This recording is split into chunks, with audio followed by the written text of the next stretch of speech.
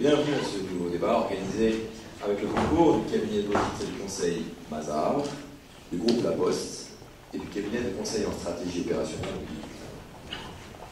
Monsieur Tavares, dans moins de 10 jours, c'est Noël. À coup sûr, le passionné que vous êtes a déjà dû, au bout de 56 Noëls, épuiser tout le catalogue de voiturettes majorettes. Ah, qu'elles étaient belles, ces veillées, à déballer des berlines miniatures avant de déguster la traditionnelle soupe de poisson portugaise. Il faut aujourd'hui voir plus grand au pied du PSA. Cette année, le Père Noël va charbonner dur pour sortir de ses ateliers votre nouvelle Peugeot 108. Pour Camille Cerf, Miss France 2015, c'est Noël avant l'heure. L'heureux élu s'est vu offrir le véhicule. De quoi ranger sa tiare dans la boîte à gants. À charge pour elle désormais de faire moins de 30 fautes à l'examen du code de la route. Vous voici donc, Monsieur Tavares, dynamique PDG de PSA, tout frais passé des écuries Renault aux écuries d'Augias, s'attelant aux 12 travaux de Carlos. La tâche est d'envergure, au grand chantier Peugeot, Citroën, DS.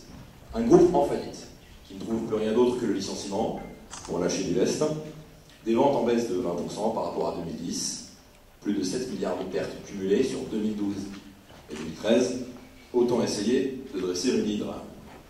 Alors, pour gagner de la hauteur, il fallait une forte personnalité. Un ultime sauveur, plébiscité par la famille Peugeot, comme la Providence s'abat à sa foudre. Votre arrivée est tonitruante. Celui qui a fourbi ses armes pendant 32 années chez le concurrent, Renault, débarque à la tête de Peugeot et joue, à lui seul, un derby historique. Boulogne-Billancourt contre Sochaux, l'affiche de rêve. La rencontre se déroule en terrain neutre, puisque, en guise de théodicée, vous visitez le grand centre de production de PSA à Poissy. Tour à tour, col blanc au bureau et col bleu au volant, et toujours ongle noir, Monsieur Tavares, mécanicien chevronné, conducteur aguerri, amateur de fado, sait de quoi il parle.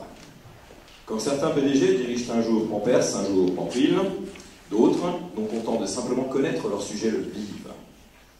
Vous n'êtes pas de ces arroseurs de plantes aquatiques, de ces gonfleurs de pneus de train, de ces ministres de la Culture qui ne lisent plus que Voici. D'abord pilote sur Mégane X84, fatigué de se tirer la bourre avec la biche de Sérini, vous êtes, tout compte fait, devenu le premier PDG par défaut. Entre nous, c'est pas plus mal. On ne vous voyait pas vraiment au casting de Fast and Furious.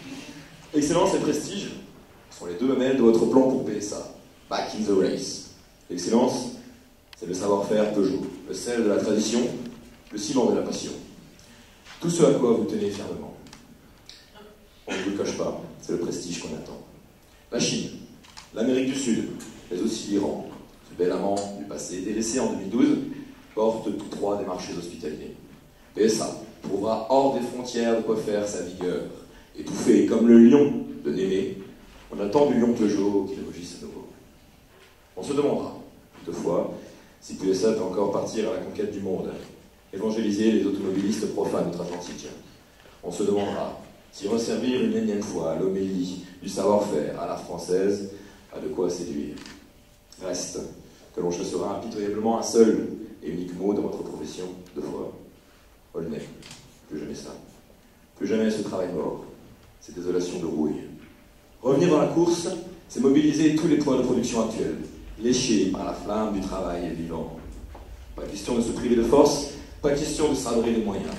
Tout cela est clair comme de l'eau de roche. Et dès le premier jour, les trois têtes du plan de rigueur sont plus féroces que jamais. Un cash flow positif, une marge opérationnelle de 2% et plus de dette. L'orthodoxie financière en somme, et sans menace pour les salariés, un pare-brise sans effet guillotine. Par votre nomination, le vaisseau Peugeot accuse un virage dans sa stratégie. Et vous le savez, le spectre de milliers d'ouvriers d'hier, d'aujourd'hui, de demain, plane au-dessus de votre tête. Vous êtes l'héritier d'un monde tout entier, d'une histoire dont plusieurs ont jugé bon de vous confier le fil. Freinez intelligemment, prenez bien la corde, car là où la vitesse nous ferait du bien, en réalité le hors-piste guette. On vous attend au tournant. L'équipe des Martyrs des Sexes se joint à moi pour vous souhaiter à tous un bon débat en compagnie de Carlos Tavares, de Quentin et d'Orient.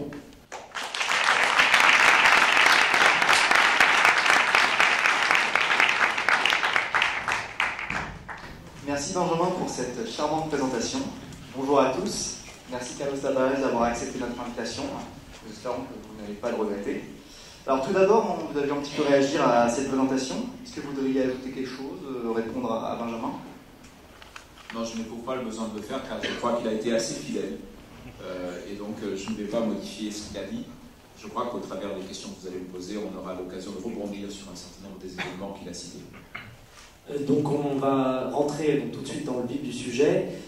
Est-ce que ce serait possible que vous nous pitchiez, peut-être comme un entrepreneur, l'année 2014 de PSA en termes d'objectifs et de résultats, même si vous êtes en période de bilan en ce moment, j'imagine, à la fin d'année?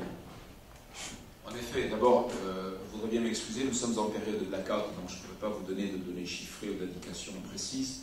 Je veux simplement vous dire que tous les objectifs que nous étions fixés en début d'année avec l'équipe du comité exécutif sont en passe d'être atteints, ce qui signifie que nous avons découvert au sein de l'entreprise un potentiel qui n'était pas visible mais qui était réel, que j'avais moi senti en arrivant dans l'entreprise. Et donc je suis particulièrement ravi de constater que les membres de l'équipe dirigeante sont en train de réaliser qu'ils ont pu par eux-mêmes repousser les limites de ce qu'ils croyaient possible. Et c'est cette démonstration-là qui actuellement est en train d'être faite. Et les chiffres qui sont tombés ce matin, notamment la perte de vitesse un petit peu de PSA face à Renault. Alors j'ai les chiffres devant moi, moins 3,1% pour PSA face à une montée de 3,9% de croissance pour Renault. C'était aussi dans les prévisions?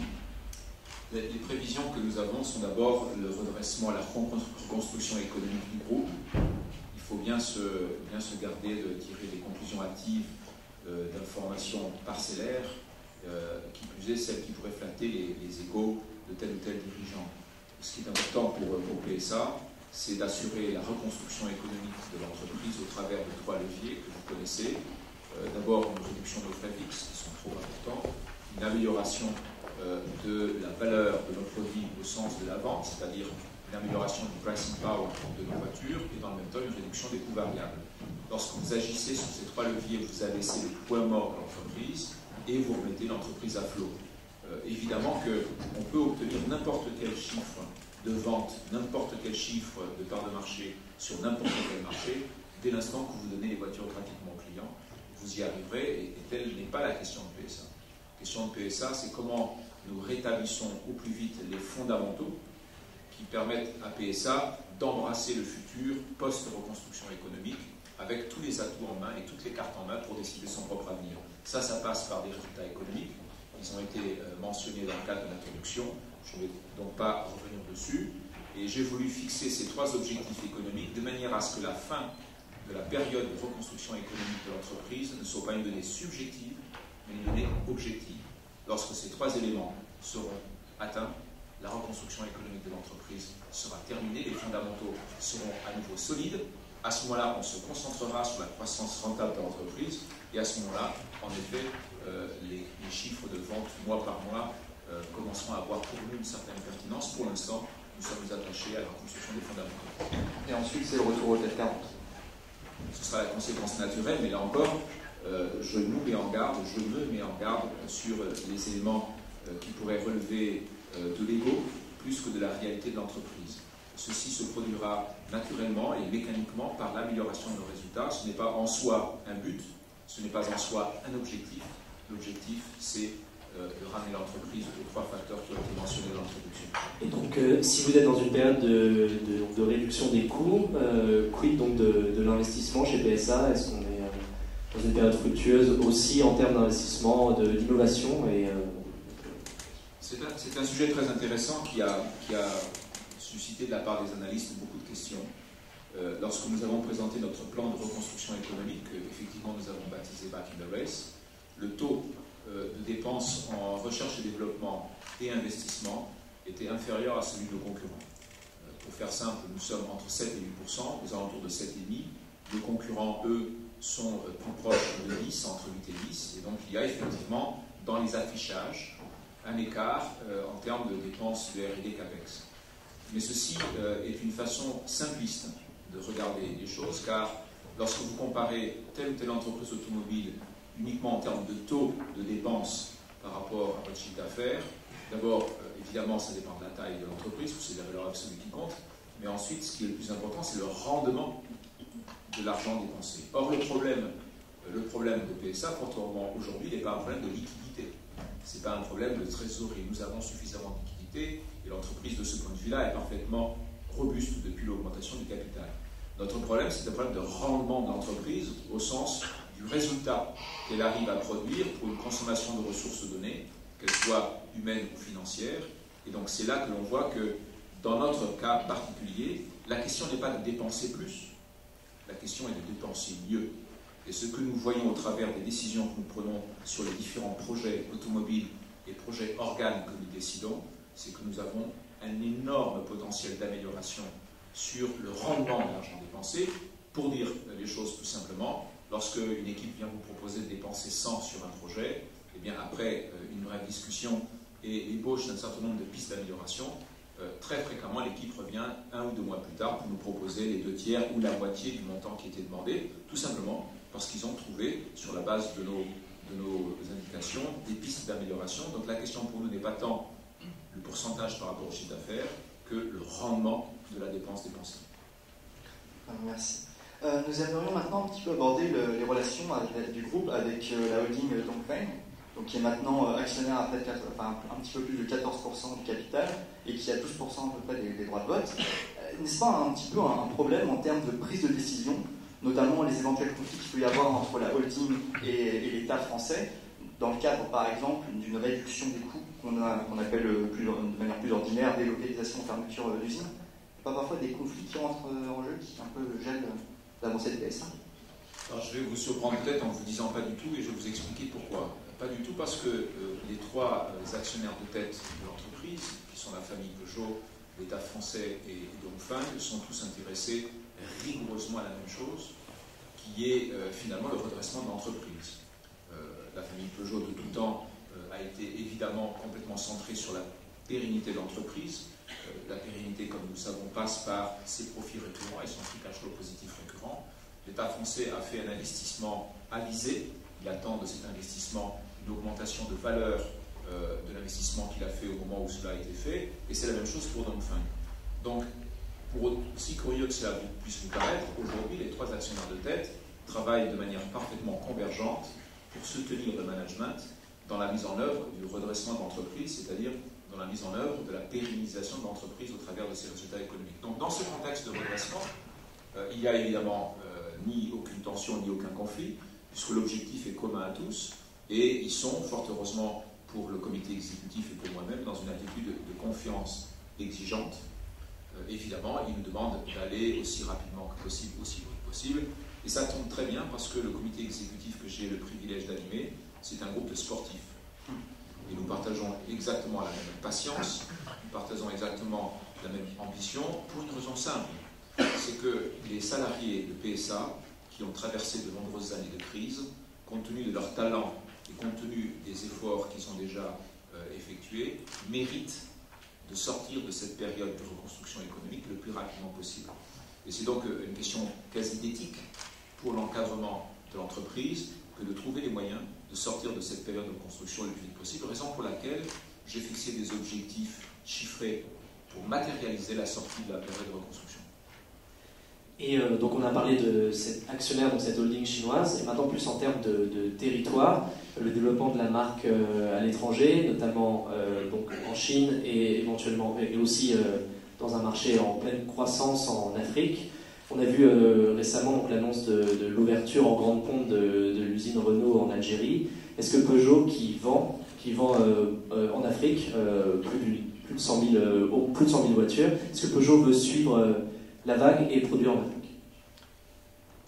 Le groupe PSA, qui, comme cela a été dit en introduction, est fort d'un portefeuille de 3 marques, a vocation à devenir un grand constructeur mondial.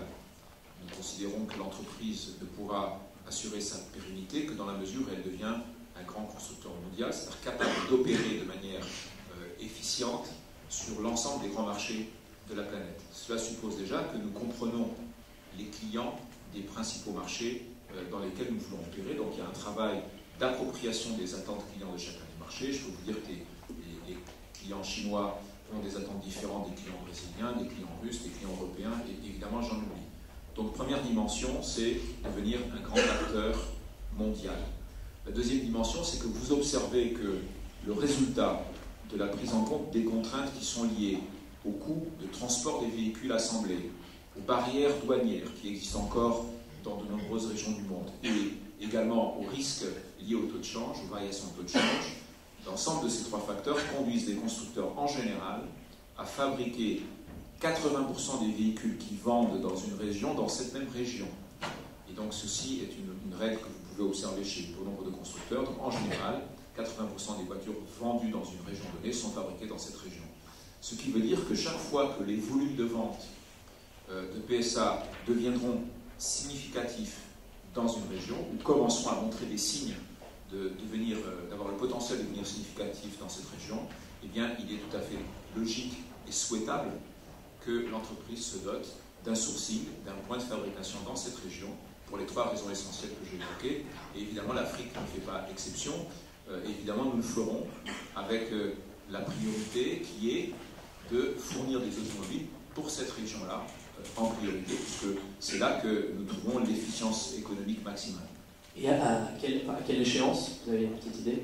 Dès que les opportunités seront matérialisées, vous savez que l'ensemble de ces discussions, que ce soit en Afrique, en Asie ou en Amérique latine, sont des discussions qui sont longues. Il faut généralement discuter avec les pouvoirs publics, il faut généralement rechercher les meilleurs lieux d'implantation pour que la logistique soit la plus efficiente. Il faut s'implanter dans des lieux où le tissu automobile au niveau des pièces est suffisamment développé pour pouvoir faire une intégration locale qui vous protège vis-à-vis des risques de change.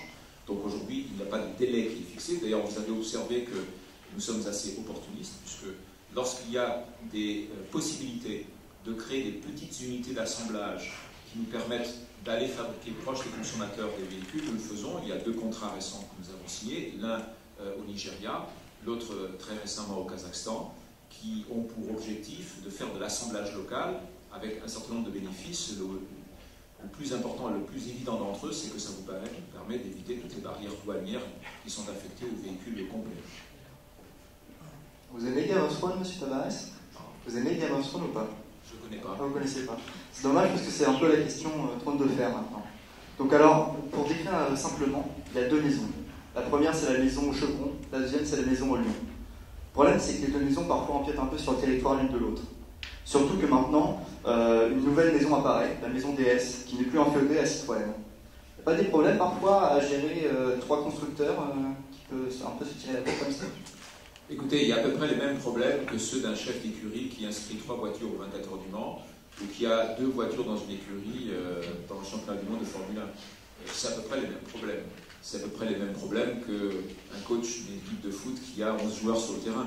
Évidemment qu'il peut y avoir des problèmes, évidemment qu'il peut y avoir des recouvrements. C'est justement cela mon travail, c'est de faire en sorte qu'on libère le potentiel et le talent de chacun des membres de l'équipe avec un alignement de l'ensemble des énergies et des valeurs ajoutées qui soient maximisées pour l'entreprise. Les risques que vous énoncez existent, mais il y a aussi des opportunités. Donc, le fait d'avoir plusieurs marques dans un groupe automobile, ça vous apporte aussi l'opportunité du benchmark permanent à l'intérieur de votre propre entreprise pour que les meilleures pratiques d'une marque puissent être transversalisées à l'autre, pour que lorsque vous attaquez un nouveau marché, vous envoyez une marque en rôle un peu de pionnier pour vérifier qu'on est capable d'opérer de manière efficace sur ce marché avant de faire venir la deuxième marque. Donc il y a de multiples avantages à avoir plusieurs marques. Vous avez aussi la possibilité de les positionner sur le marché de manière complémentaire pour pouvoir mieux contrer vos concurrents parce que vous avez des positionnements différents. D'ailleurs, en termes de positionnement, la différence principale entre Citroën et Peugeot, parce que ça peut paraître flou à pas mal d'étudiants ici présents, vraiment, parce que les publicités, parfois, on a l'impression que ça touche à peu près les mêmes personnes. Donc, vous auriez des... Oui, je serais heureux de vous dire quelques mots sur le positionnement des 3 marques. Pour faire simple, Peugeot, c'est la parfaite convergence entre la rigueur de conception, la rigueur de fabrication, que certains, à tort, associent aux véhicules allemands. Et c'est la parfaite convergence entre cette rigueur de conception, de développement et de fabrication avec l'émotion latine.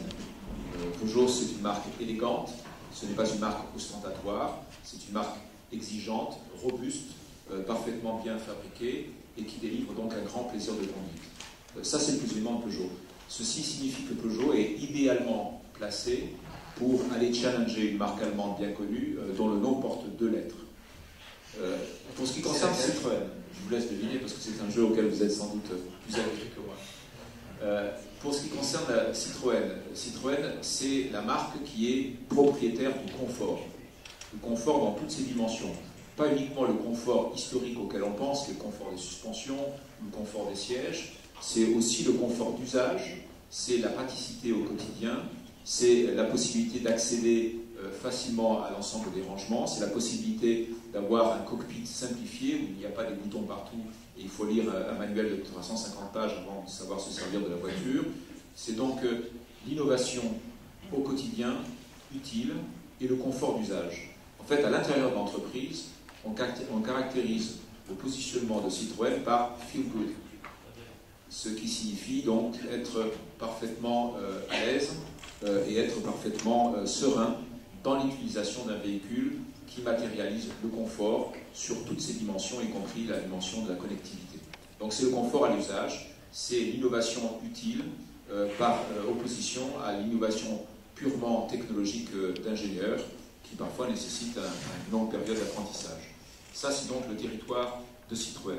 Et DS, eh bien, c'est tout simplement la dimension automobile de l'expression du luxe à la française. Nous avons un certain nombre de points forts liés au luxe en France. C'est d'ailleurs des points forts qui sont beaucoup plus visibles de l'étranger que de l'intérieur de l'Hexagone. Et donc nous avons des points forts qui sont culturels, qui sont artistiques, qui sont liés à la gastronomie, qui sont liés à de multiples dimensions, à l'habillement, à la joaillerie, des tas de dimensions que vous connaissez. Mais il n'y a pas aujourd'hui, il n'y a pas de dimension automobile à l'expression du luxe, de la modernité et du French glamour.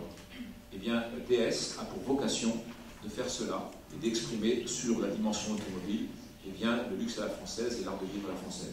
Et concrètement, au-delà du marketing, ça consiste en quoi, le luxe à la française dans une voiture? Ça consiste à mettre l'accent sur la dimension émotionnelle et esthétique, à mettre l'accent sur une forme différente de l'utilisation des matériaux, au niveau du choix des matériaux, au niveau de l'agencement de ces matériaux, au niveau de la mise en œuvre de ces mêmes matériaux, et donc donner une plus libre place à tout ce qui est créativité, par opposition, je dirais, au classicisme de l'expression du luxe qu'exercent nos concurrents allemands. Donc ça veut dire cette liberté créatrice centrée sur l'émotion et centrée sur l'utilisation des matériaux. Et au niveau purement de la clientèle, est-ce que entre vous, vous dites que Peugeot, par exemple, vous ciblez plutôt des personnes plus âgées et des plus jeunes avec Citroën, ou de manière purement démographique? Ça dépend des modèles parce que chaque nouveau projet part de l'identification d'un client cible, de l'identification de ce client avec ses modes de vie, ses loisirs, ses plaisirs, ce qu'il attend donc de l'objet automobile dans sa vie quotidienne, et fort de la connaissance de ses clients et de ses modes de vie, eh bien, nous en déduisons les attentes, et à partir de ces attentes, nous créons un concept automobile qui est porteur des réponses aux attentes de ce type de client donné. C'est donc chaque projet automobile, chaque véhicule qui fait l'objet de ce travail pour aller cibler une partie de la clientèle. Évidemment que nous allons choisir ces clients parmi les cibles sociodémographiques qui correspondent aux marques. Et ça, c'est un travail qui se fait en amont. Et là, il y a différentes segmentations qui sont prises en compte. Et si vous deviez nous faire un très rapide portrait robot du client Citroën et un portrait robot du client Peugeot? Il n'y a pas un client. Oui, bien sûr. Il y a un client par produit. Donc je ne vais pas caricaturer en disant qu'il y en a un qui est jeune, beau, riche, etc. et l'autre, etc. Non, je ne ferai pas cette démonstration-là. Généralement, les clients cibles sont effectivement pleins de qualité et constituent finalement une description aspirationnelle des possesseurs de nos véhicules. Mais je répète, nous le faisons par produit et nous ne créons pas une segmentation figée entre les marques. Oui, du coup, pardon, oui, on va parler de questions écolo, plutôt, avec la problématique actuelle donc, du diesel, qui est de plus en plus décrié par les autorités publiques, et en même temps de la voiture électrique qui émerge, donc 4 ans après la Peugeot Lyon, la Renault Zoé, et donc est-ce qu'un rajeunissement de la Peugeot Lyon est à prévoir dans les années à venir, ou d'autres pistes sont explorées pour la voiture électrique? Je suis heureux que vous posiez cette question parce que je trouve que c'est un débat de société qui mérite quelques commentaires et probablement des questions de la part du public ce soir. D'abord, pour vous dire des choses assez simples. Nous avons depuis plusieurs décennies en Europe des réglementations, et notamment des réglementations européennes, qui nous ont fait progresser de manière extrêmement puissante de Euro 1 à Euro 6, avec une sévérisation particulièrement forte, nécessaire et pertinente de tout ce qui concerne les émissions, notamment les émissions de particules et les émissions d'oxyde d'azote. Je veux souligner ceci parce que c'est assez rare de trouver une réglementation qui a été aussi persistante, aussi constante sur la longue durée. Et donc de Euro 1 à Euro 6, les constructeurs automobiles ont été tenus de faire des progrès énormes au niveau des émissions de polluants, ce qu'évidemment nous avons fait. Et vous savez que la dernière réglementation en date, qui est Euro 6, est applicable depuis le mois de septembre. C'est une réglementation qui nous amène à un niveau de quasi-neutralité entre l'essence et le diesel au niveau des émissions. Et ceci est un point à souligner. C'est la volonté du législateur, de la réglementation, qui nous a amené à un point de quasi-neutralité entre l'essence et le diesel depuis que la norme Euro 6 est en application, c'est-à-dire septembre 2014. C'est important de le savoir. Il est également important de savoir que la troisième dimension qui n'est pas couverte par la norme Euro 6, c'est la dimension du CO2, qui est directement liée, vous le savez, à la consommation des véhicules. Ça a fait l'objet d'énormes incitations qui ont été faites notamment en France pour promouvoir la réduction des émissions de CO2, puisque les émissions de CO2 sont celles qui sont directement liées au réchauffement climatique. Et donc, il est normal, souhaitable, et nous l'appuyons évidemment, nous le soutenons évidemment, qu'il y ait eu des réglementations qui ont poussé à la réduction des émissions de CO2. Ce qu'évidemment les États ont fait, notamment en France, au travers des bonus et des malus. Et évidemment, nous avons proposé de nombreuses offres au marché et de nombreuses offres qui ont été leaders du marché en matière de réduction de CO2. Donc nous sommes dans cette problématique-là. Ce qui veut dire quoi? Ce qui veut dire qu'aujourd'hui, les véhicules qui sont vendus, à la fois avec les incitations fiscales pour la réduction du CO2, d'une part, en rappelant que le diesel est à peu près 15% plus efficace que l'essence en matière d'émissions de CO2. Et l'ensemble des réglementations de type Euro X qui ont été imposées aux constructeurs, nous avons aujourd'hui, en 2014, des véhicules qui ont progressé de manière spectaculaire en matière d'émissions. Alors, il est vrai qu'on parle des pics de pollution dans les zones urbaines. Ceci nous ramène à une vérité statistique, qui est que la problématique de la pollution dans les grandes villes est une problématique de modernisation du parc et non pas une problématique de type de carburant sous couvert de normes Euro 6. Je veux que ceci soit très clair. La problématique, c'est comment nous modernisons plus rapidement que le rythme naturel de modernisation et de vieillissement des véhicules, le parc roulant, puisqu'il est vrai que les véhicules qui répondaient aux normes Euro 1, Euro 2, Euro 3 étaient nettement moins performants que les véhicules Euro 6. Et donc ceci, pour établir une vérité assez simple, c'est que nous sommes au niveau de la norme Euro 6 à une quasi-neutralité entre l'essence et le diesel en termes de NOx et d'émissions de particules. Ceci peut être vérifié simplement en consultant la norme Euro 6, puisque nous la respectons, comme d'autres d'ailleurs. Donc il suffit de constater ce qui est exigé pour les différents types de carburants dans la norme Euro 6. Vous verrez que c'est pratiquement une équivalence entre les deux. Et à partir de là, ce que nous disons, notamment chez Peugeot, puisque nous avons appliqué dès l'an 2000 le filtre à particules, qui filtre à 99,9% à l'ensemble des particules, et bien ce que nous disons, c'est que la vraie problématique, ce n'est pas une problématique essence ou diesel. La vraie problématique, c'est comment nous modernisons le parc roulant, ceci sachant qu'en France, nous avons, par le biais de l'ensemble de ces incitations qui ont été imposées aux constructeurs, acquis une maîtrise technologique qui nous pose en situation de leaders mondiaux sur les technologies qui sont liées au diesel moderne. Donc le diesel moderne est propre parce qu'il respecte les normes Euro 6 qui sont des normes de quasi-neutralité entre l'essence et le diesel, et le diesel moderne constitue un avantage technologique de l'industrie automobile française. Et en termes d'opinion du marché, étant donné tout ce battage à la fois médiatique et éventuellement venant des autorités gouvernementales, des clients, donc le diesel. Est-ce que vous songez à réorienter, donc, même si vous avez dit que ce n'est pas une question enfin, dans les faits, entre essence et diesel, à réorienter donc, votre production vers plutôt l'essence, en question de réponse à la clientèle, donc question plutôt marketing? Et nous menons deux types d'actions. La première, c'est que nous sommes des acteurs positifs, constructifs, pour répondre aux préoccupations de nos concitoyens sur la qualité de l'air dans les milieux urbains. Et donc nous souhaitons en permanence être des gens qui proposent des solutions. On n'est pas dans une position de défense de tel ou tel carburant. Évidemment que nous sommes ici pour répondre aux attentes des consommateurs, et donc notre proposition, c'est de travailler à la construction d'une définition de ce qu'est un véhicule propre, par opposition avec les véhicules du passé. Donc nous sommes en position de faire des propositions.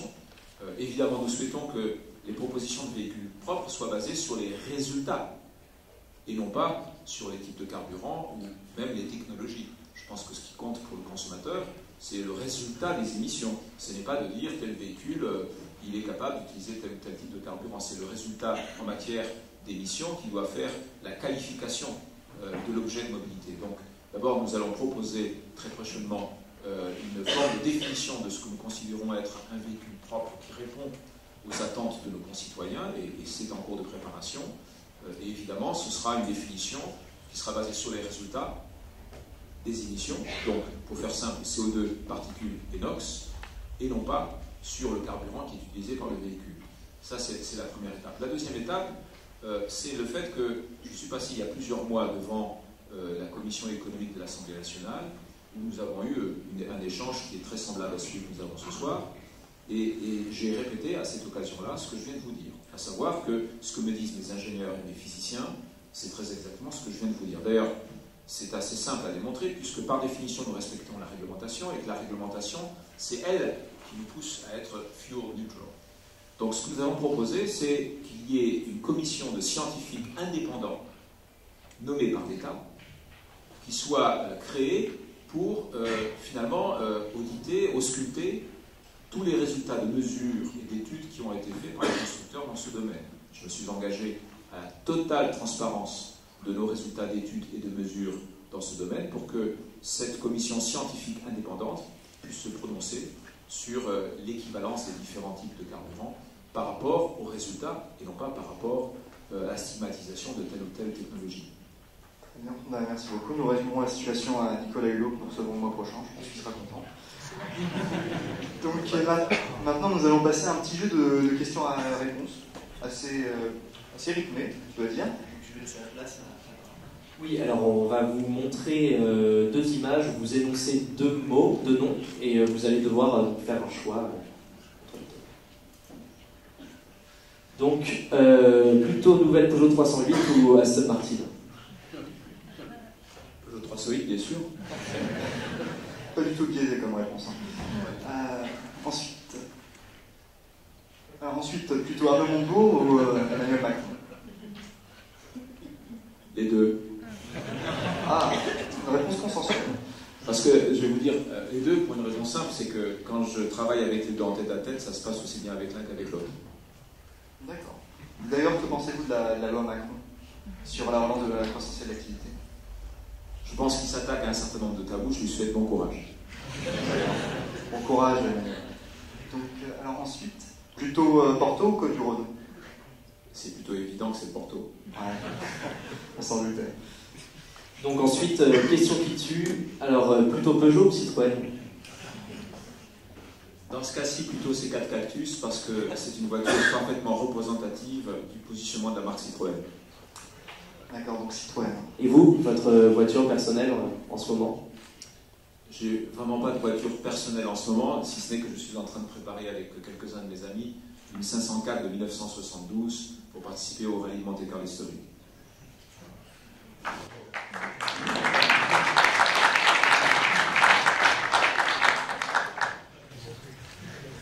Et donc, oui, la dernière question, donc là c'est l'avant-dernière, pardon, l'avant-dernière. Donc là, c'est une photo du siège actuel, donc aux Champs-Élysées, que vous avez vendu et que vous louez actuellement. Et donc le prochain siège, à vous, c'est prévu, plus beau ou moins beau, dans Paris ou en banlieue? Écoutez, de toute façon, ce que nous voulons, c'est mettre l'entreprise en mouvement. Donc le siège en soi n'est pas un sujet, d'autant plus que on me faisait remarquer l'autre jour que s'il y a bien quelque chose que nous avons réussi à mettre en mouvement, c'est l'architecture de l'ensemble de nos usines, et notamment de nos usines françaises, puisque nous avons pour chacune des usines un plan directeur qui définit à l'horizon de 10 ans quelle est la nouvelle architecture du site que nous voulons pour qu'il soit parfaitement efficient du point de vue industriel, compact, lean et parfaitement orienté sur la qualité de fabrication. Ce qui veut dire que si nous faisons ça en permanence sur notre outil industriel, il n'y a pas de raison que les outils tertiaires ne soient pas aussi l'objet d'une recherche permanente d'efficience. Et donc on se réserve la possibilité d'appliquer ce raisonnement également au tertiaire, bien entendu.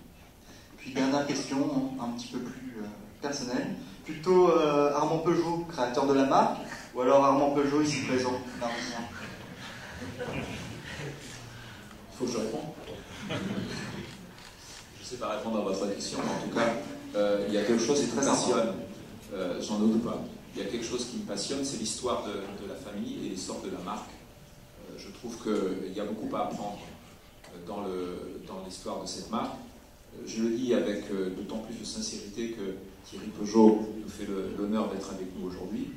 C'est que nous avons tous le privilège, tous ceux qui travaillent actuellement chez PSA, nous avons le privilège d'écrire un nouveau chapitre de l'histoire d'une entreprise et d'une marque qui a déjà traversé de nombreuses épreuves dans sa vie et qui a toujours survécu à ces épreuves-là.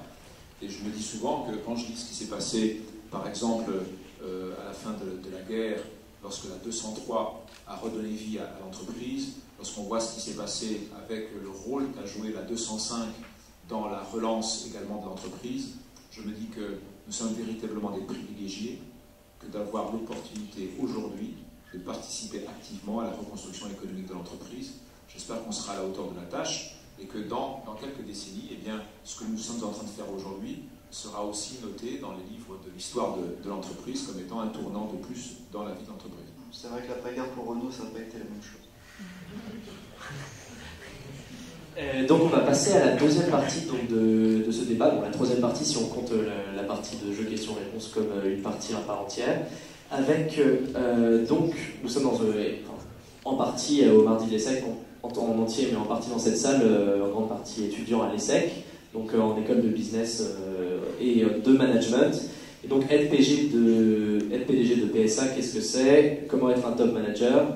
C'est la question générale de cette partie, et on va commencer avec le fait qu'avec les critiques récurrentes sur les énarques et leur gestion d'entreprise qui est souvent qui peut être définie de molle, vous qui avez commencé en tant qu'ingénieur pilote d'essai chez Renault, est-ce que vous considérez votre gestion comme une course, comme une compétition de tous les jours, ou est-ce que vous considérez que vous avez une gestion assez similaire à des patrons qui ont eu une formation passant par l'ENA ou... Écoutez, je ne sais pas vraiment juger par rapport à ceux qui sont passés par l'ENA parce que je n'ai pas eu cette expérience-là. Par contre, ce que je peux vous dire, c'est qu'il y a évidemment énormément d'analogies entre le monde du sport et le monde des affaires. En particulier, lorsque vous êtes dans la situation qui est la nôtre, où vous êtes en situation de rebâtir les fondamentaux de l'entreprise, tout en sachant que même lorsque ces fondamentaux seront rétablis, nous continuerons à être le groupe automobile de taille significative le moins rentable de toute l'industrie. Ce qui veut dire que derrière Back in the Race, il y a un autre plan dont je vous laisserai deviner le titre. Mais c'est important de savoir et de dire la vérité à vos collaborateurs. Et la vérité, elle est très simple. Quand vous êtes le dernier, vous êtes vulnérable. Donc dépêchez-vous de ne pas être le dernier, dépêchez-vous de vous remettre dans une position qui vous protège. Et donc effectivement, il y a de nombreuses analogies avec le sport. Et dire à nos collaborateurs autre chose que la compétition, c'est la vie, et que si nous ne sommes pas capables de devenir meilleurs qu'un certain nombre de nos concurrents, eh bien nous sommes particulièrement vulnérables, et évidemment personne ne va être vulnérable. Donc je trouve que c'est très simple, parfois très exigeant, parfois même dur, que de dire la vérité aux gens. Et dans une entreprise, vous gagnez toujours à leur dire la vérité, y compris les choses qui ne plaisent pas à vos collaborateurs, parce que dire la vérité à quelqu'un, c'est d'abord une forme de respect. Être exigeant avec vos équipes, c'est la forme la plus sophistiquée du respect, parce que si vous êtes très exigeant avec une équipe, c'est que quelque part, vous pensez qu'ils sont capables de répondre à vos attentes, capables d'atteindre des objectifs difficiles que vous leur fixez, et ceci est une forme assez sophistiquée du respect que vous leur portez, parce que vous croyez en eux. Et c'est pour ça que dire la vérité à vos collaborateurs, qu'elle soit bonne, mauvaise, difficile à entendre ou agréable, c'est toujours la meilleure forme du management. Et donc votre ambition, donc après Back in the Race, c'est Back at the First Place ou Je vous laisserai cogiter sur le titre, mais quand vous le connaîtrez dans quelques temps, vous vous souviendrez de ce moment. Et je suis sûr que ça vous paraîtra évident. Ils peuvent mettre un copyright dedans. Donc, alors ensuite, c'est une question un petit peu plus personnelle avec votre rapport à Renault, c'est pas particulier, on va dire. Est-ce que ce fut difficile de reprendre les rênes de votre concurrent de toujours ou alors, ce fut facile parce que, je cite, la culture d'une entreprise, c'est une légende. Et donc, en fait, Peugeot, Renault, c'est la même chose. Non, Peugeot, Renault, ce n'est pas du tout la même chose. Mais c'est vrai que la culture, c'est d'abord une histoire, mais c'est aussi ce que chacun pense de la bonne manière d'agir dans l'entreprise. Raison pour laquelle, quand je m'adresse à nos cadres, je leur dis souvent, la culture est souvent citée comme étant une forme de lourdeur qui s'oppose à notre capacité de changement. Et donc, ceci est évidemment quelque chose qui peut être un peu inhibant dans l'idée que se font les gens de leur capacité à changer l'entreprise. Or, finalement, dans certains contextes, ce qu'il faut se dire de la culture, c'est que c'est des êtres humains qui apportent les idées qu'on se fait de la meilleure façon de faire par rapport à des façons nouvelles d'aborder les problèmes. C'est nous qui portons ça dans notre esprit, dans notre mémoire, et donc il ne faut pas opposer la culture au changement. La culture est portée par des êtres humains, et lorsque les êtres humains, de manière collective, décident de changer leurs pratiques, parce que ça permet d'obtenir de meilleurs résultats avec les mêmes efforts, et bien à ce moment-là, la culture, comme par enchantement, elle peut changer très vite. Et bien, ce que j'ai trouvé absolument merveilleux chez PSA, c'est que après plusieurs années de résultats difficiles, comme ceux qui ont été mentionnés dans l'introduction, il y a chez PSA, et en particulier quand je suis arrivé, une forme d'humilité sportive de gens qui ont énormément travaillé et qui ont reconnu avec humilité qu'il y avait un problème dans la méthode. Parce que la méthode, malgré l'ampleur du travail réalisé, ne produisait pas les bons résultats. Cette forme d'humilité sportive que j'ai trouvée assez touchante nous a permis d'aller chercher des gisements de productivité et des opportunités d'amélioration des résultats qui se sont développés à la vitesse de l'éclair pour la plus grande surprise des intéressés qui, de ce fait, ont gagné confiance en eux et se trouvent maintenant mentalement et psychologiquement beaucoup mieux armés pour poursuivre la deuxième partie de redressement d'entreprise. Et donc, en parlant de méthode, il y a deux grands constructeurs français, donc Renault et PSA, deux grands Carlos. Qu'est-ce que vous pensez donc du management de Carlos Ghosn et de l'influence de Carlos Ghosn sur votre gestion d'entreprise? Est-ce que vous vous considérez aussi donc comme un cost killer? Vous avez parlé tout à l'heure de réduction des coûts à mettre en place au plus vite à PSA et à continuer d'embrayer. Et est-ce que vous considérez que vous êtes aussi éventuellement un provocateur pour parler franc et direct? Plusieurs commentaires. D'abord, j'ai eu un bonheur profond pendant toute ma carrière. Dans les 33 années de vie professionnelle, j'ai toujours eu des patrons exceptionnels. Vous me direz, c'est peut-être une coïncidence, peut-être pas, mais j'ai toujours eu des patrons exceptionnels. J'ai toujours eu la chance d'apprendre beaucoup de choses au contact des patrons, et j'ai toujours eu le sentiment, je l'espère modestement, de leur avoir apporté quelque chose, ne serait-ce qu'au travers des résultats que j'ai apportés à leur direction, à leur service, à leur entreprise. Donc j'espère avoir honnêtement contribué par mes résultats, quelque part également au rayonnement des patrons qui étaient les miens, qui m'ont beaucoup apporté. Carlos Ghosn n'a pas fait exception à cette règle. Il m'a aussi beaucoup apporté, j'ai beaucoup appris à son contact, et j'espère modestement lui avoir aussi apporté des résultats qui lui ont permis à lui aussi d'être ce qu'il est aujourd'hui. Donc j'ai eu avec lui une relation exigeante, très professionnelle, qui a été très enrichissante, puisque en particulier à son contact, j'ai pu travailler en Europe, en Asie, aux États-Unis, et ça a été une expérience merveilleuse. Et simplement, comme beaucoup de personnes qui ont une vie professionnelle, et il arrive qu'on change d'entreprise. Eh bien, ça m'est arrivé à moi. Ce n'est pas si exceptionnel que ça. Je pense que d'ailleurs que votre génération connaîtra des changements d'employeur beaucoup plus fréquents que la mienne, et ce ne sera pas quelque chose d'anormal, c'est simplement la vie. Et donc, en ce moment, votre stratégie chez PSA, vous considérez que l'inspirateur, si vous deviez citer un inspirateur, ce serait Carlos Ghosn? Non, l'inspirateur, c'est d'abord le comité exécutif qui fait preuve d'une remarquable motivation, d'une remarquable détermination, et je peux vous dire, je vous le dis en sincérité, ce n'est pas de la langue de bois, je suis un véritable privilégié. J'ai le privilège d'avoir l'opportunité de contribuer modestement à la reconstruction économique d'une belle entreprise qui s'appelle PSA. J'ai la chance d'avoir avec moi une équipe de comité exécutif de 15 personnes qui, en l'espace d'un trimestre, a oublié la boîte de Kleenex à la maison. Et donc, je peux vous dire que la boîte de Kleenex, elle a été utilisée à peu près pendant 2 comités exécutifs. Au bout de 2 comités exécutifs, c'était fini. Il n'y avait plus personne pour pleurer dans le groupe en disant j'ai pas les ressources, j'ai pas ci, j'ai pas ça. Et on est passé du mode boîte de Kleenex au mode can-do attitude. Comment on fait pour faire les résultats qu'on a besoin de faire pour l'entreprise. Et ça, c'est un véritable privilège d'avoir une équipe comme celle-là avec nous. Donc, les inspirations, je ne suis pas de ceux qui pensent qu'il faut copier un modèle existant. D'ailleurs, ce serait une faute de management que d'arriver dans une entreprise avec des solutions toutes faites. Ce qui est important, c'est d'écouter et de questionner d'une manière qui permet aux équipes de trouver elles-mêmes la solution. Alors, dans certains cas, la solution qu'ils trouvent, c'est celle que vous auriez pu leur énoncer dès le début, mais il est bien préférable, d'un point de vue appropriation de la solution, que ce soit eux qui le trouvent. Donc, il n'y a pas d'inspiration. Il y a simplement des réalités économiques qui font que si vous avez perdu de l'argent, c'est que votre point mort est au-dessus du niveau de vos facturations. Si vous voulez baisser votre point mort, il y a 3 choses à faire. Vous réduisez vos frais fixes, vous augmentez votre pricing et vous réduisez vos coûts variables. Et pour faire ça, la vraie question de compétence, c'est comment on fait pour obtenir ces résultats. Eh bien, nous avons trouvé les clés d'un certain nombre de ces choses-là, pas toutes, je vous rassure, on a encore beaucoup de choses à apprendre et beaucoup de choses à améliorer, mais ces clés-là, nous les avons en main, le comité exécutif les a en main, et plus le comité exécutif actionne ses leviers et produit des résultats, et plus ils sont motivés et excités à l'idée qu'ils sont, eux, des acteurs majeurs de la conduite du redressement de l'entreprise. Maintenant, une question un petit peu épineuse, celle de la relation avec les syndicats, surtout dans cette période vraiment difficile. Quand vous êtes arrivé, le syndicat n'était pas forcément très content à la tête de Peugeot.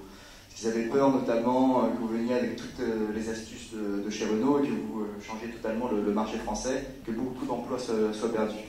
Maintenant, ça va mieux avec les syndicats ou... Écoutez, moi je me souviens d'un commentaire fait par un syndicaliste de PSA. J'ai oublié le syndicat, donc ça n'a pas beaucoup d'importance, mais si vous cherchez, vous trouverez. Je me souviens qu'il y a eu un syndicaliste de PSA qui, répondant à une injonction d'un syndicaliste de Renault, lui a répondu, alors je ne prétends pas que ce soit vrai ou faux ce qu'il disait à mon propos, mais c'est ça la réponse en substance. Quelqu'un lui disait, bah, attention, vous allez accueillir Tavares, c'est un dur, ça va être terrible, etc., etc. Donc on vous promet beaucoup de sueur et beaucoup de larmes. La réponse du syndicaliste de PSA, c'était, bah, si c'est un gars qui est exigeant et qui vient ici pour nous aider à remettre la boîte sur ses pieds, c'est tant mieux. Et j'ai trouvé que c'était une réponse assez mature. Et ce que je constate dans le cadre de mes fonctions, en tout cas en 2014, j'ai eu l'opportunité d'organiser 3 boucles complètes de travail dans mon bureau avec les 6 syndicats de l'entreprise. Et donc 3 fois, j'ai réuni les uns après les autres les 6 organisations syndicales au cours de cette même année. Pour faire quoi? Pour parler du plan, pour discuter de la manière dont il est mis en œuvre, pour présenter les résultats que nous sommes en train d'obtenir et pour les écouter sur la meilleure façon de faire. J'ai trouvé que la maturité, le sens des responsabilités des syndicats dans notre entreprise constitue, et je vous le dis calmement, parce que je pense que c'est fondamentalement vrai, c'est un avantage compétitif de l'entreprise PSA. Et la qualité, la maturité du dialogue qui existe, ce qui n'exclut pas qu'un jour ou l'autre on puisse avoir une tension, un blocage ou autre. Ça peut se produire, ça fait partie de la vie d'une grande entreprise. Mais je peux vous assurer que la qualité du dialogue et la qualité des idées qu'ils me proposent est quelque chose d'assez remarquable et constitue pour nous un avantage compétitif.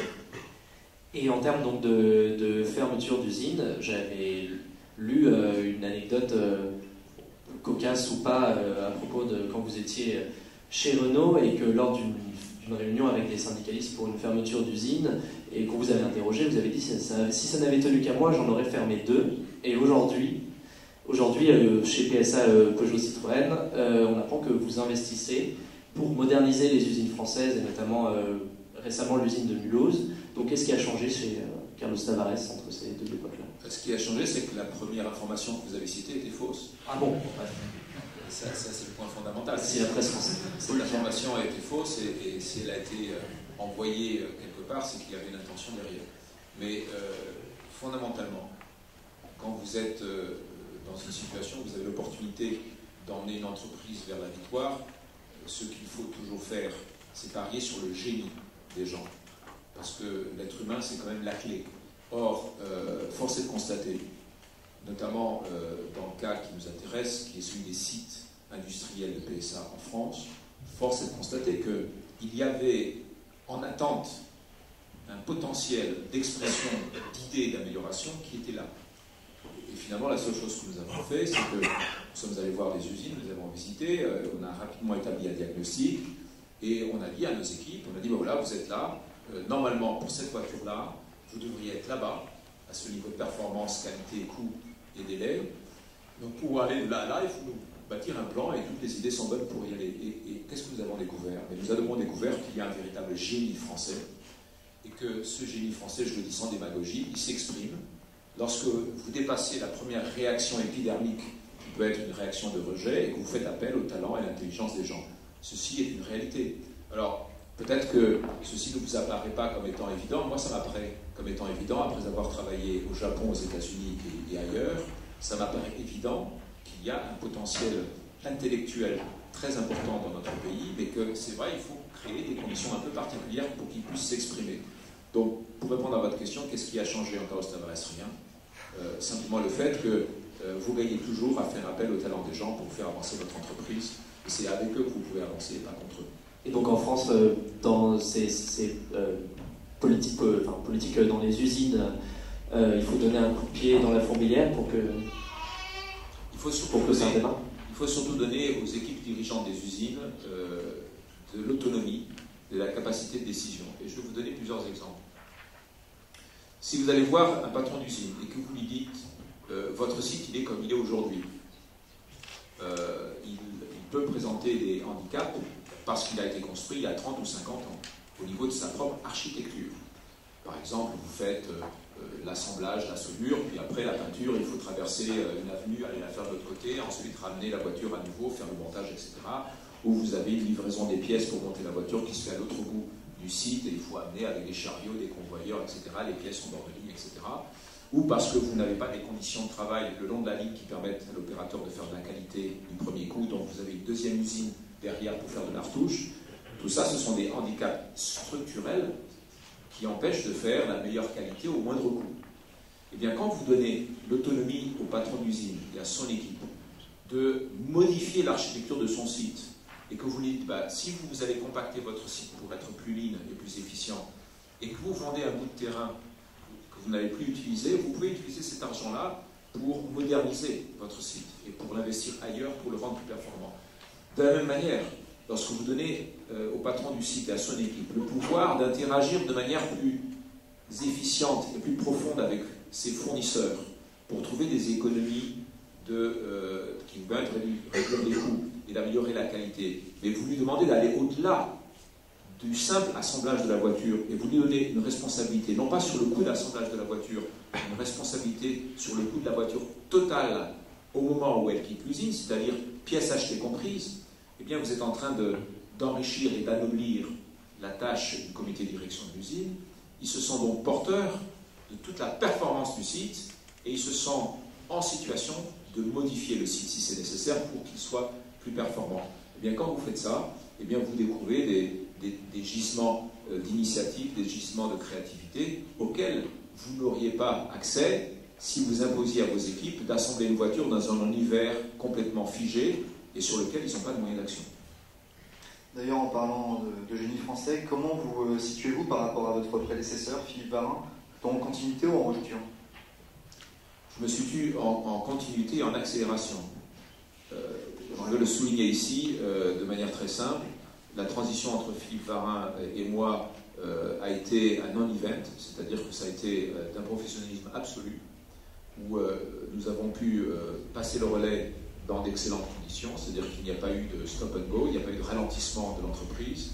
Un certain nombre de décisions qui ont été prises par mon prédécesseur étaient nécessaires. Force est de constater que l'entreprise était en attente d'une mise sous tension positive plus importante pour lui permettre de mieux exprimer son plein potentiel. Et c'est cette accélération-là que nous essayons de donner au travers de la mise en œuvre du plan Back in the Race. D'ailleurs, maintenant, Monsieur Varin est à la tête d'Areva.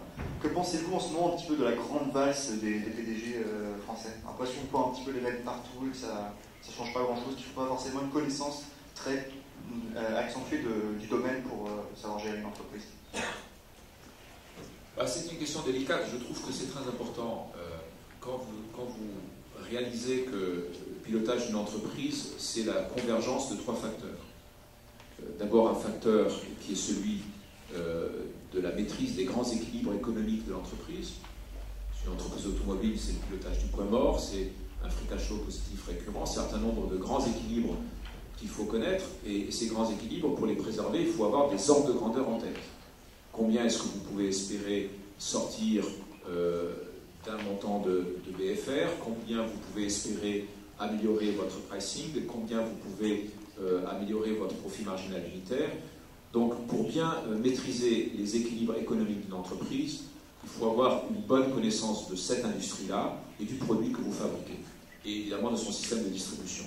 Ce qui nous amène à dire que la connaissance des grands équilibres de l'entreprise ne suffit pas si vous ne connaissez pas le produit et son mode de distribution. Donc, vous avez une dimension équilibre financier, vous avez une dimension produit et maîtrise de la distribution, et puis vous avez une troisième dimension qui est évidemment votre capacité à aligner l'énergie de vos collaborateurs et à emmener l'entreprise et à faire en sorte que l'entreprise se transcende. C'est à la convergence de ces trois points-là que se situe, me semble-t-il, la performance, ce qui ne signifie pas que je sois à ce point de convergence, mais ça veut dire que lorsque on ne peut pas garantir la convergence de ces trois compétences à la tête d'une entreprise, eh bien on prend le risque effectivement de passer à côté d'un aspect qui rend inopérant le management de l'entreprise. Donc après, on ne va pas faire de commentaires sur des personnes particulières, mais je pense que c'est important que les conseils d'administration se posent cette question de la convergence, de la capacité à inspirer les équipes, c'est-à-dire le leadership plutôt que le management, de la capacité à bien connaître et bien maîtriser les grands équilibres financiers d'une entreprise dans une industrie donnée, et des connaissances profondes de ce dirigeant, du produit qui est fabriqué et du mode de distribution qui est adopté.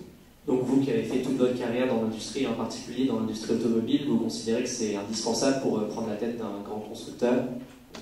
Je considère que c'est très important quand vous voulez transcender la capacité créatrice de vos collaborateurs, parce que c'est important que, d'abord, vous compreniez leur vocabulaire, qu'éventuellement vous puissiez vous adresser à eux avec le même vocabulaire, parce que je trouve que c'est toujours important pour quelqu'un de sentir que son patron peut comprendre à la fois la complexité de ce que vous êtes en train de faire, mais aussi la valeur que vous êtes en train de créer. Et donc effectivement, c'est important d'avoir cette profondeur d'expérience professionnelle, non pas pour montrer que vous êtes le chef parce que vous en savez un rayon, ce qui évidemment généralement est inutile, parce que le travail du chef, c'est de permettre à chacun d'exprimer son plein potentiel et pas faire étalage de ses connaissances, mais c'est important que les équipes sachent qu'elles peuvent être comprises par le chef lorsqu'elles ont besoin d'expliquer la complexité ou les enjeux auxquels ils font face. Donc vous êtes d'accord avec M. Gattaz le mois dernier quand il nous disait que la promotion interne lui manquait un petit peu à la France peut-être? La promotion interne au sens des entreprises? Oui. C'est certain que nous sommes beaucoup plus forts à dénigrer ce que nous faisons qu'à promouvoir ce que nous faisons. La promotion interne au sens plutôt de promouvoir les gens au sein de l'entreprise plutôt que de faire venir des PDG externes. Je répondrai de manière générale, pas que pour les PDG. Je crois qu'il faut savoir faire les deux.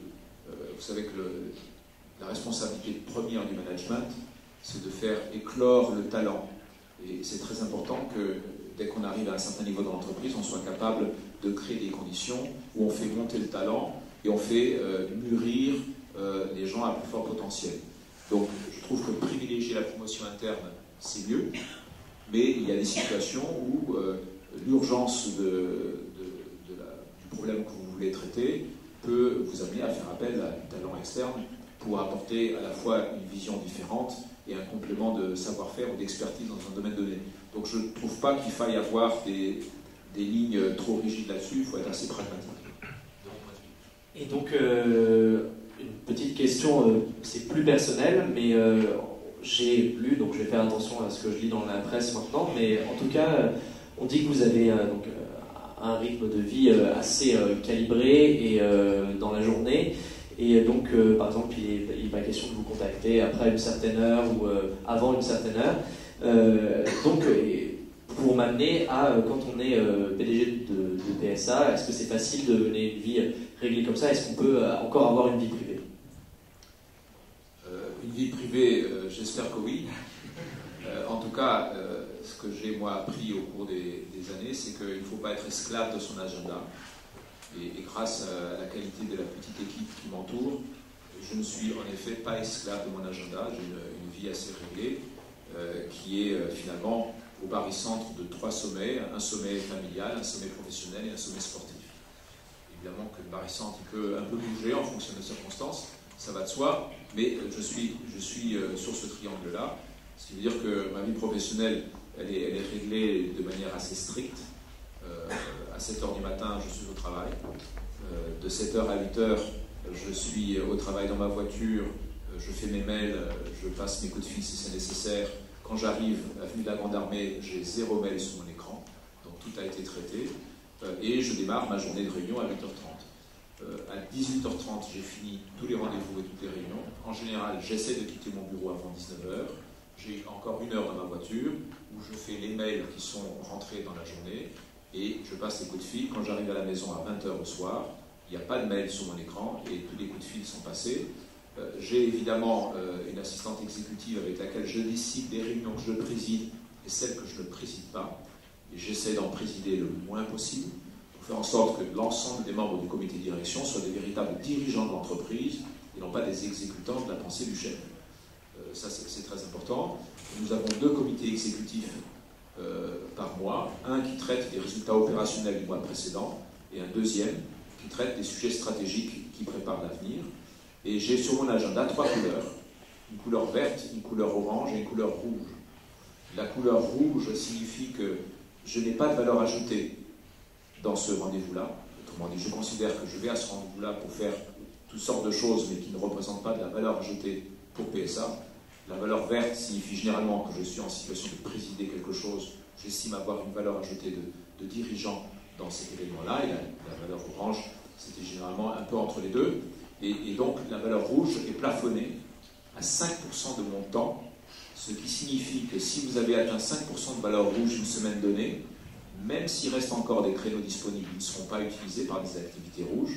Les activités rouges seront immédiatement repoussées la semaine d'après, voire au mois d'après, voire à l'année d'après.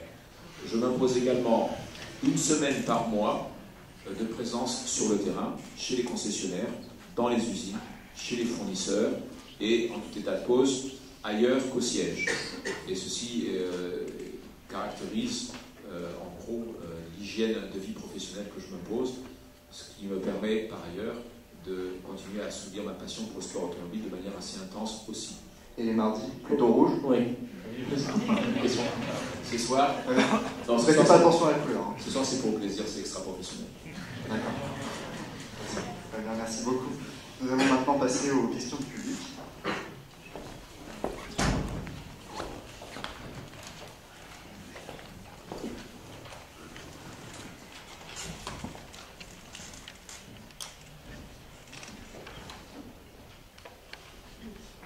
Bonsoir, M. Tavares. Alors, tout d'abord, merci de nous avoir consacré quelques heures après 19h, c'est un peu plus tard que ce que vous avez l'habitude de faire. Alors, je voudrais commencer ma question par une citation qui est peut-être très connue, mais je pense qui mérite d'être rappelée de Ford, en tout cas qu'on prête à Ford, qui veut dire si je n'avais écouté que mes clients, j'aurais fait un cheval qui va plus vite. Et vous avez fait Back in the Race, donc un petit peu le PSA qui va un peu plus vite.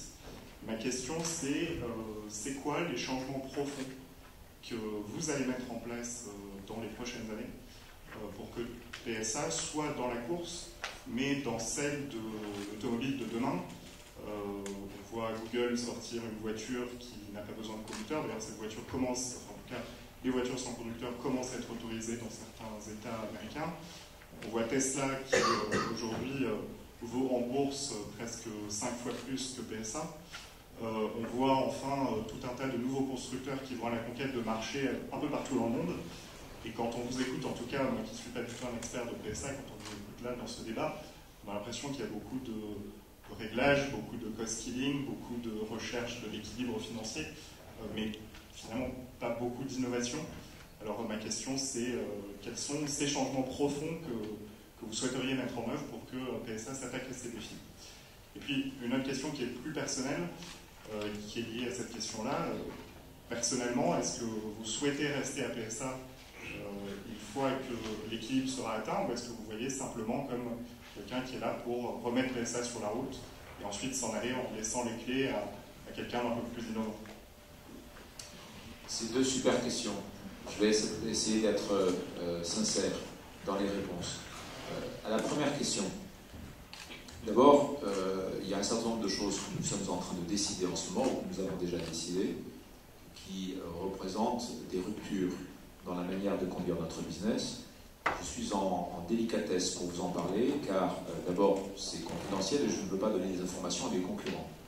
Alors, il y en a un certain nombre qui sont déjà décidés en matière de conduite du business, notamment, par exemple, le business des pièces détachées, l'idée qu'on peut se faire de la distribution de demain, des décisions que nous avons prises en matière de nouvelles technologies pour continuer à réduire les émissions, et également des nouveaux business models pour ce qui concerne la mobilité durable, le car sharing, etc. Il y a de multiples choses que nous sommes en train de décider, y compris des investissements pour des présences dans les marchés où nous ne sommes pas aujourd'hui, que je serais bien en mal de vous commenter, parce que si je le faisais, je trahirais la confidentialité de ces décisions stratégiques qui sont de nature à déstabiliser mes concurrents, raison pour laquelle je ne veux pas vous en donner le contenu aujourd'hui. Mais vous aurez tout à dire de nous juger, non pas moi, mais nous, le comité exécutif, dans quelques années, lorsque vous verrez ces différentes actions arriver sur le marché. Là, vous pourrez porter un jugement. Là encore, puisque j'ai le plaisir de pratiquer le sport automobile, je n'utilise pas ma position à la tête de PSA comme un moyen d'expression de mon ego. Autrement dit, que je fasse de grandes décisions avec mes collaborateurs ou pas, c'est les résultats qui le démontreront ou pas, et non pas ma capacité à en faire étalage dans une noble instance comme celle-ci, ou auprès des médias, ou dans d'autres circonstances. C'est les résultats de l'entreprise qui éventuellement représenteront notre fierté, et non pas les décisions spectaculaires que nous pourrions prendre ou pas. Évidemment que nous avons déjà annoncé que nous avons notre propre véhicule à conduite automatisée qui est en cours de développement.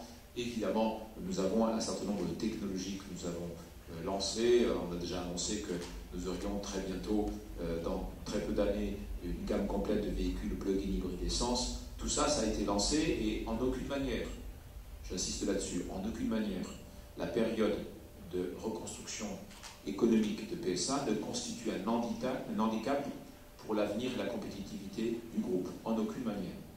Maintenant, vous jugerez les résultats lorsque les résultats seront en situation d'être produits. À la deuxième question, j'ai travaillé depuis 33 ans dans l'industrie automobile. On me dit qu'il faut que je travaille jusqu'à 65 ans. Très bien, donc je travaillerai jusqu'à 65 ans, pas plus. Je fais en sorte d'avoir d'autres business à titre privé auxquels je me consacrerai activement dès l'instant que j'aurai fini mon activité professionnelle, donc vraisemblablement à partir de la 66e année, si je suis encore là en état de le faire. Mais ce qui est clair, c'est que je suis à cœur totalement passionné par cette industrie. Je suis à cœur totalement passionné par ce produit.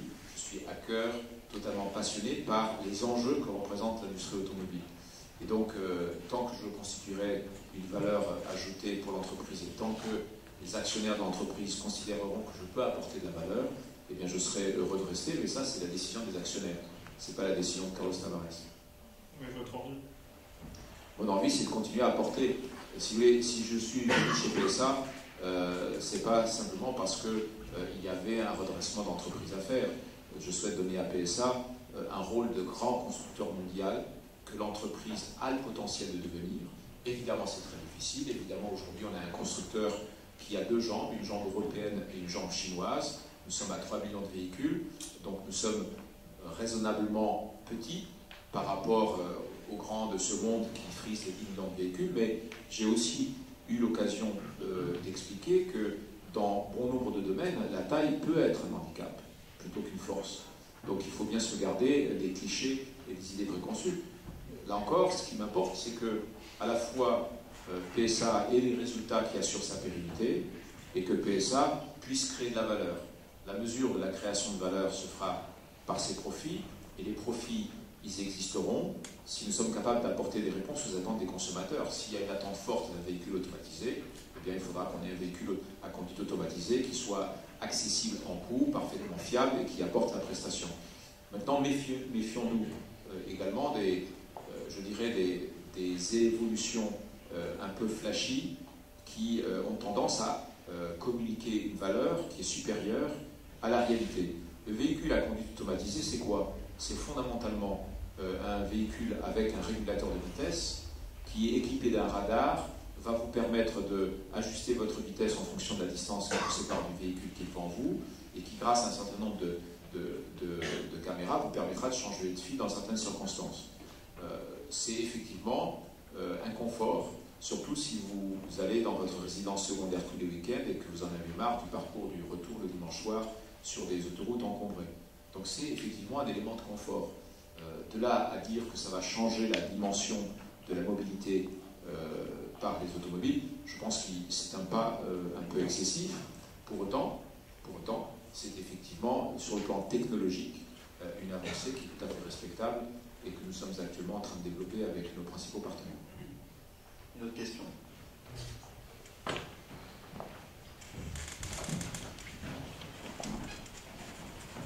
Bonsoir, monsieur. Je vais vous poser une question de politique économique. On est en ce moment hausse. Oui, donc, bonsoir monsieur Carlos Tavares. Je voulais vous poser une question de politique économique. On a en ce moment au sein de la gauche, mais je pense que tout le spectre politique montre bien cette confrontation entre d'une part une politique plutôt de l'offre et une autre de la demande. Je pense qu'en tant que PDG de PSA, vous êtes vraiment au cœur de ça. Je m'explique qu'une politique de l'offre, ça va vous permettre peut-être de plus vendre à l'étranger, d'aller attaquer le marché chinois, américain, et en même temps une stimulation de la demande interne en Europe, ça peut aussi vous faire du bien. Si vous pouviez actionner qu'un seul des deux leviers, pour vous, lequel est le prioritaire? Et donc c'est la première question.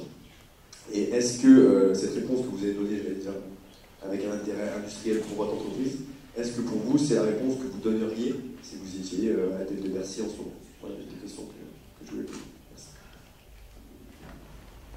Merci pour votre question. La réponse, elle s'inscrit dans la vision que nous avons pour l'entreprise. La vision que nous avons pour l'entreprise, c'est que PSA devienne un constructeur d'envergure mondiale.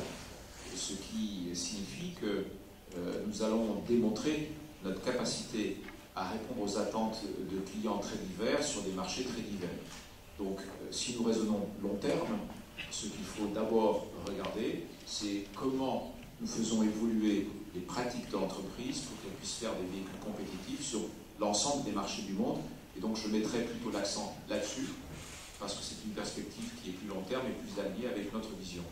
Paradoxalement, et ceci est un élément qui me paraît intéressant, puisque nous sommes aujourd'hui une entreprise avec une très forte présence en Europe, et que nous sommes le deuxième constructeur automobile européen, nous avons un business qui est très important avec 12% de part de marché, ce qui signifie que chaque fois que nous améliorons notre business model sur les pratiques européennes, et c'est très exactement ce que nous sommes en train de faire, paradoxalement, en améliorant la rentabilité de nos opérations en Europe, eh bien, sur le court terme, nous accentuons notre dépendance vis-à-vis de l'Europe, parce que si nous opérons de manière plus efficiente sur le marché européen, puisque nous sommes déjà relativement gros sur le marché européen, eh bien, nous renforçons le poids des profits européens dans le footprint des profits de l'entreprise. Donc vous voyez que cet effet court terme qui est très bénéfique, parce que ça veut dire qu'on améliore la santé de l'entreprise en améliorant nos pratiques sur le marché européen, n'est pas allié avec l'objectif long terme qui est d'être un constructeur d'envergure mondiale qui, par la diversité de ses ventes sur les différents marchés, se met à l'abri des crises régionales en ayant une plus grande fragmentation de ses ventes sur différents marchés et en jouant sur le fait que statistiquement, tous les marchés ne seront pas dans un creux au même temps. Donc pour répondre à votre question, je m'alignerai plutôt sur une politique qui donne à l'entreprise une compétitivité sur l'ensemble des marchés internationaux, puisque ça cadre mieux avec la vision long terme de l'entreprise.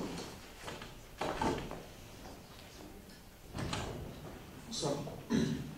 Je voulais vous demander comment est-ce que vous qualifiez, comment vous vivez la relation de votre entreprise aux États des territoires dans lesquels elle est implantée.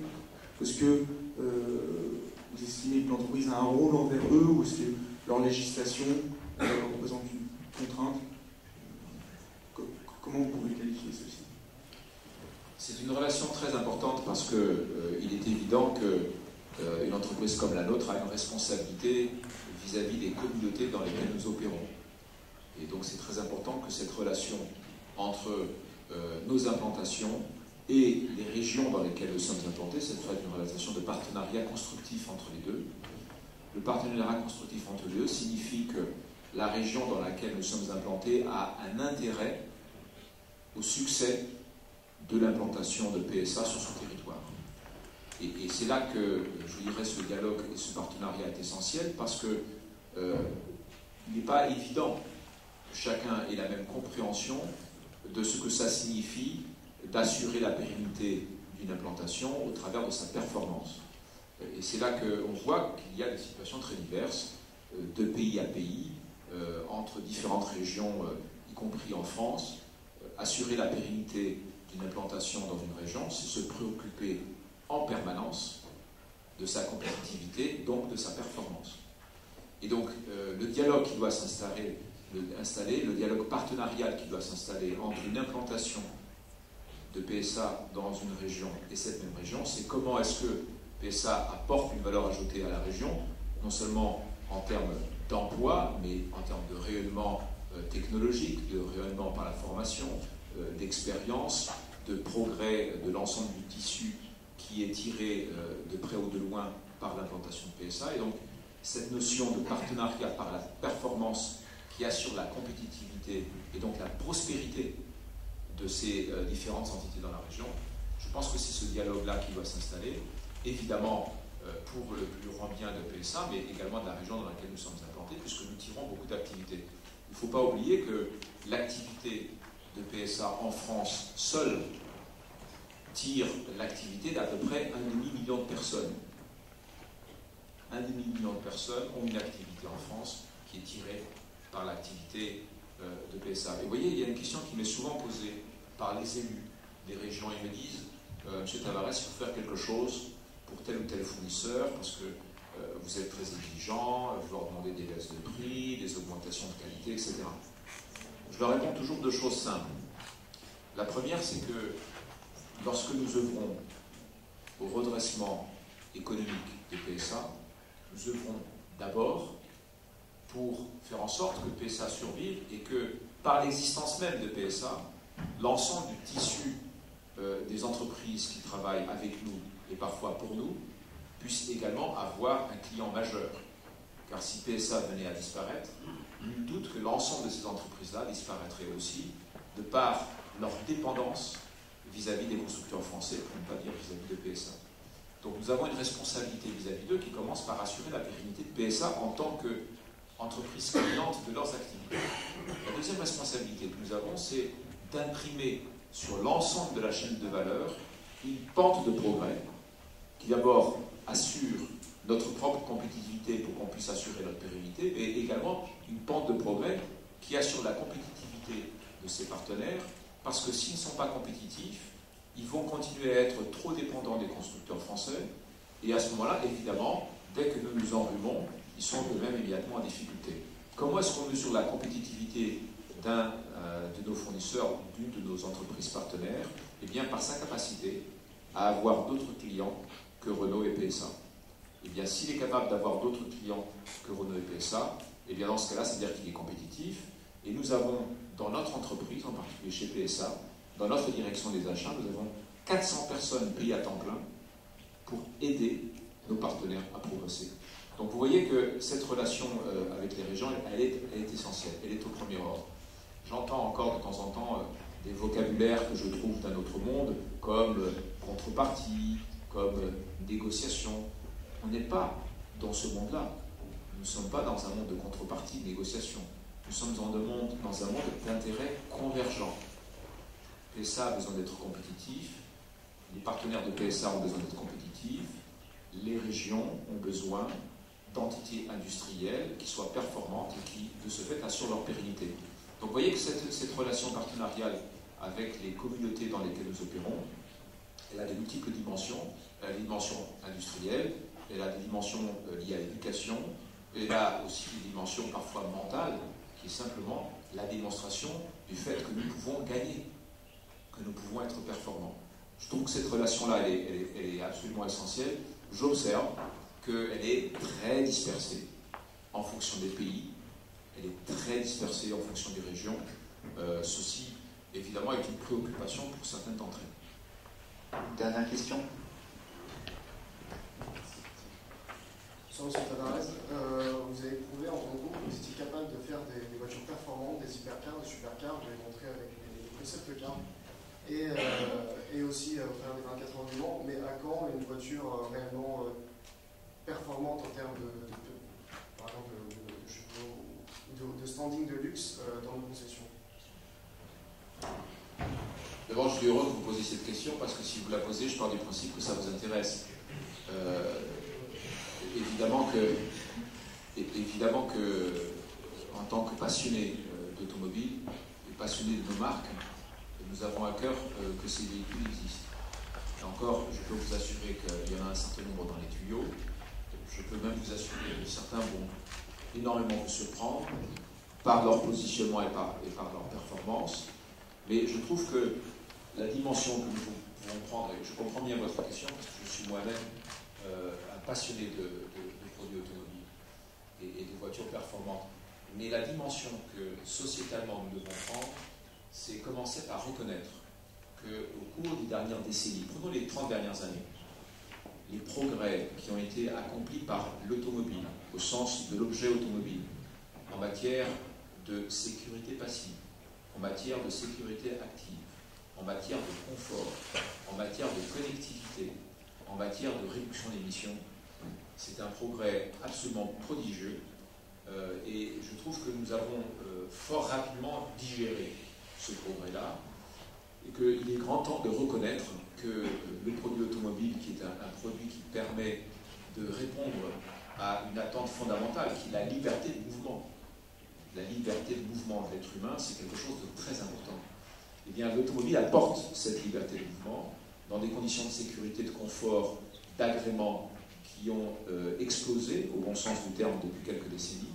Donc, je voudrais d'abord que nous reconnaissions, et peut-être que pour votre génération c'est particulièrement important, pour la mienne c'est assez évident, surtout pour ceux qui aiment ce produit, je voudrais d'abord que nous reconnaissions que les solutions de mobilité durable que l'industrie automobile apporte à la société, c'est bien, c'est nécessaire, parce qu'elles répondent à un besoin de liberté de mouvement, que de faire du car bashing à longueur de journée, c'est mal. C'est mal pourquoi? Parce que rien qu'en Europe, il y a 12 millions de personnes dont l'activité dépend de l'industrie automobile. Or, le besoin fondamental de la liberté de mouvement est toujours là, et donc il faut y apporter une réponse. Il y a toute forme d'outils de mobilité qui peuvent être proposés. Je trouve que l'automobile en est un, sans doute parmi les meilleurs. Donc j'appelle de mes voeux et je vous incite à dire que l'automobile, sous ses formes les plus propres et les plus pérennes, eh bien c'est bien. C'est bien, c'est nécessaire. L'être humain en a besoin. Que donc se passer de l'automobile, je trouve ça fantastique pour ceux qui peuvent. Bon nombre d'entre nous ne pourraient pas. Et donc il est important de reconnaître la puissance technologique de l'automobile, le fait que bon nombre de technologies sont développées grâce à l'exigence des clients automobiles et la concentration de recherche et développement qui existe chez les constructeurs, de façon générale, pas que chez PSA évidemment. Et donc je trouve qu'il faut réhabiliter l'automobile, raison pour laquelle je partage votre passion.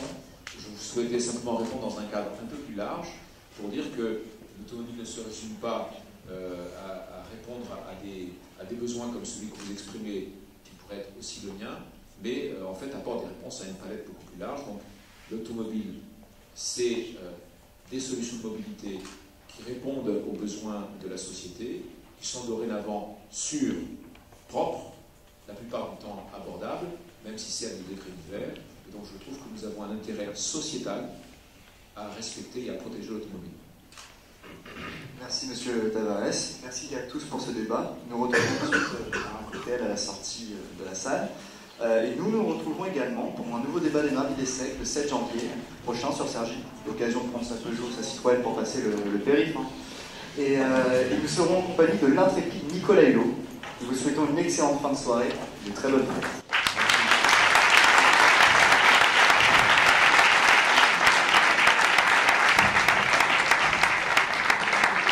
Wonderful trophy, buddy. Put that lion in your bedroom. You're so brave.